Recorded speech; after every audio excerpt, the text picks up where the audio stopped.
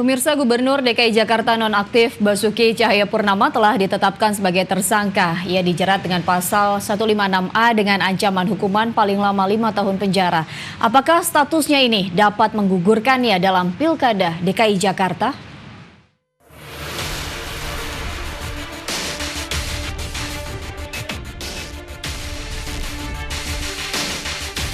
Gubernur DKI Jakarta nonaktif Basuki Cahayapurnama telah ditetapkan sebagai tersangka oleh Badan Reserse Kriminal Mabes Polri. Penetapan tersangka ini berdasarkan hasil gelar perkara yang digelar sebelumnya. Meskipun ada perbedaan pendapat dalam gelar perkara, namun secara umum pihak-pihak yang terlibat dalam gelar perkara menyatakan Basuki Cahayapurnama layak ditetapkan sebagai tersangka. Setelah dilaksanakan diskusi oleh tim penyelidik, akhirnya dicapai kesepakatan. Meskipun tidak bulat, namun didominasi oleh pendapat yang menyatakan perkara ini harus diselesaikan di peradilan yang terbuka. Konsekuensinya, proses penyelidikan ini akan ditingkatkan ke tahap penyidikan.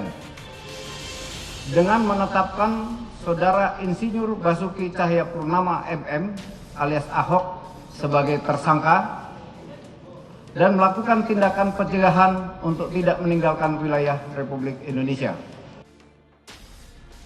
Dalam kasus dugaan penistaan agama ini, Ahok dikenakan pasal 156 dan 156A Kitab Undang-Undang Hukum Pidana.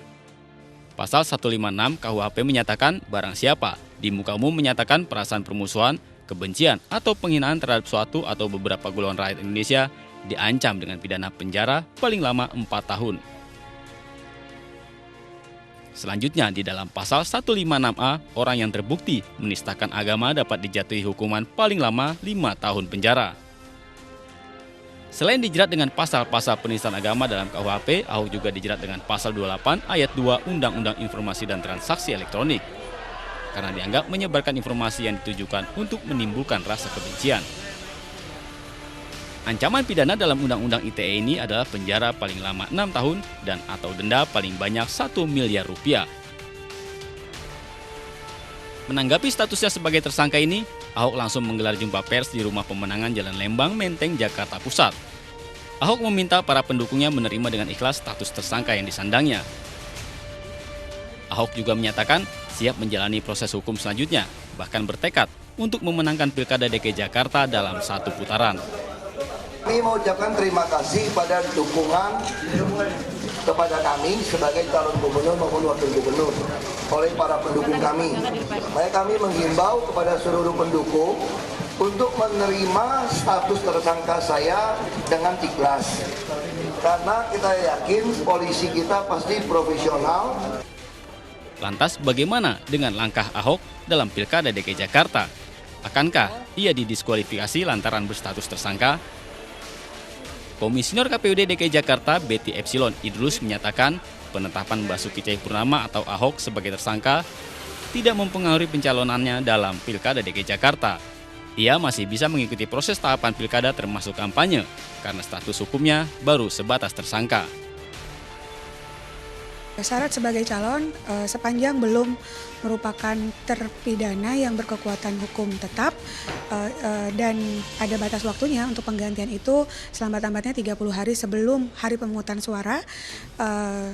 Jadi kan beliau kan belum, iya, dan betul, dan beliau kan masih akan menjalani proses hukum selanjutnya. Sampai kemudian ada putusan yang berkekuatan hukum tetap, maka beliau masih bisa. Nanti ketika pelantikan itu beda lagi. Kalau misalnya sudah terpidana berkekuatan hukum tetap, yang bersangkutan setelah dilantik langsung digantikan. Jika seorang tersangka akhirnya dinyatakan bersalah oleh pengadilan negeri atau pengadilan tingkat pertama, maka ia bisa melakukan upaya hukum jika tidak terima dengan vonis hakim di tingkat pertama, yaitu dengan mengajukan banding.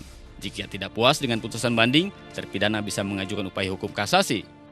Namun jika tidak puas juga, terpidana bisa melakukan upaya hukum terakhir yaitu peninjauan kembali. Lama atau tidaknya proses hukum yang dijalani seseorang tergantung dengan peraturan dan prosedur di masing-masing tingkatan peradilan.